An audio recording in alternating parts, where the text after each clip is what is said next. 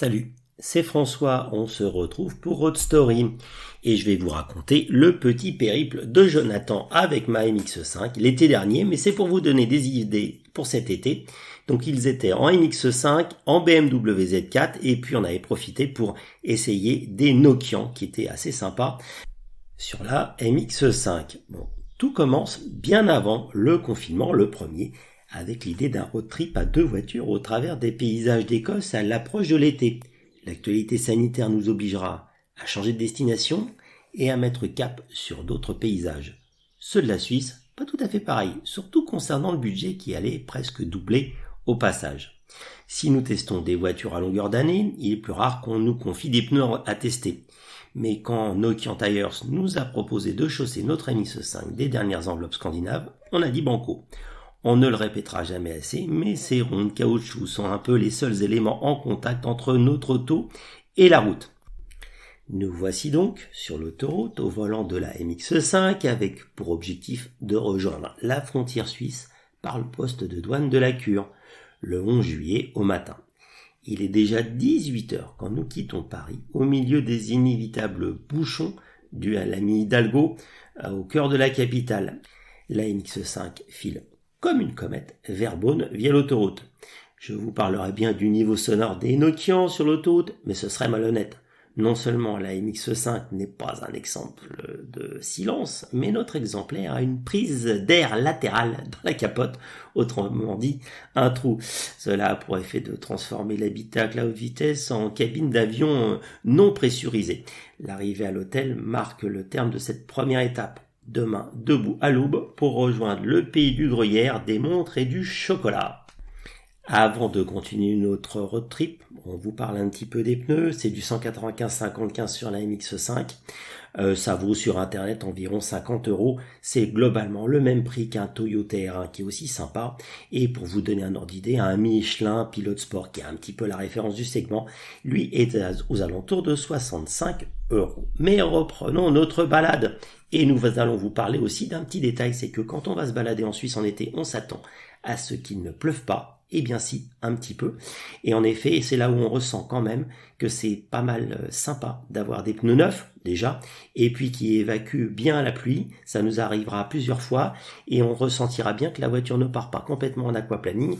Les pneus neufs et des pneus comme les wetproof Nokian, qui sont des pneus été, mais qui sont faits pour bien évacuer l'eau, ça fonctionne carrément pas mal. Donc de ce côté-là, pas du tout déçu par les pneus qu'on a montés sur la voiture. Bon, et on repart. Et sans téléphone. En tout, nous parcourons 1600 km autour de 22 lacs, 5 cols alpins, dont certains à plus de 2000 mètres d'altitude. Mais ce qui nous marque le plus finalement, rigueur suisse oblige, c'est le balisage rigoureux tout au long du tracé.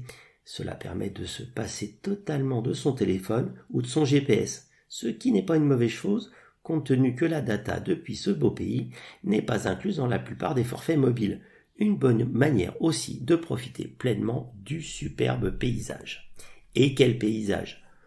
Le Grand Tour est un itinéraire que je recommande aux bagnolards et aux motards. Qu'on se déplace en Nissan Figaro, en Bentley Continental T ou en MX5, ce sera un vrai grand bonheur. Parce que la Suisse est un pays absolument magnifique. Elle offre des paysages variés, à la richesse naturelle préservée, et à la propreté irréprochable. Ce n'est pas négligeable en cette période de coronavirus. Et ensuite, parce que ce Grand Tour est probablement une des dernières initiatives visant à encourager le déplacement des foules en bagnole, pour le plaisir qui plus est. Mazda est d'ailleurs l'un des partenaires officiels de l'association du Grand Tour, ainsi que BMW, qui recommande pour sa part la réalisation du Grand Tour au volant d'une série 8. Et puis, dernier argument, c'est parce que la nourriture et la bière y sont en général excellentes, hors de prix, mais excellentes. Mais refaisons un petit point sur notre itinéraire. L'idée était de faire 5 jours, de rallier le lac de Caume, pour tenir une promesse faite à la copilote de Jonathan, tout en profitant des routes sinueuses offertes par les boucles ouest du Grand Tour. Donc, jour 1, Paris-Beaune. Jour 2, Beaune-Fribourg en passant par la vallée de Joux, c'est là qu'est la ville de Neuchâtel. Jour 3, Fribourg-Lac de Caume en passant par la sublime ville de Gruyère, les chutes du Lauterbrunner et surtout le col du Susten qui culmine à 2259 mètres d'altitude. Jour 4, lac de Caume, Montreux, en prenant le bac pour faire étape à Bellagio, seconde partie de la promesse, ça c'est un deuxième clin d'œil à la copilote de Jonathan, et enfin jour 5, le retour Montreux-Paris. Et comme on est ici sur un site de voiture, on vous reparle de notre monture, en tout cas d'une des deux. Une superbe MX5 NBFL 1,6 litre série limitée Phoenix, empruntée à votre serviteur et équipée des Nokian aux 4 coins. En tout cas, un peu la voiture idéale pour tester les pneus et les petites routes suisses, grâce à sa direction précise, ses suspensions fermes et sa boîte ultra directe et ultra précise. Quoi vous dire d'autre? Au bout de 3000 km avec les Nokian, clairement, les pneus tiennent le choc et sont carrément rassurants et progressifs, peut-être un petit peu mou sur les flancs, mais ce qui permet d'avoir un confort et une précision qui trouvent un certain équilibre.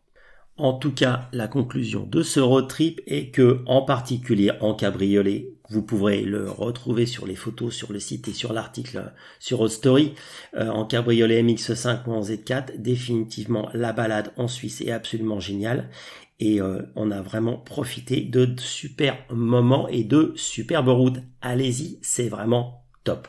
Et n'oubliez pas de vous abonner sur Deezer, Spotify, Google Podcast, Apple Podcast, sur toutes les plateformes d'écoute au podcast de Road Story pour découvrir d'autres aventures et d'autres balades et d'autres essais tous les jours.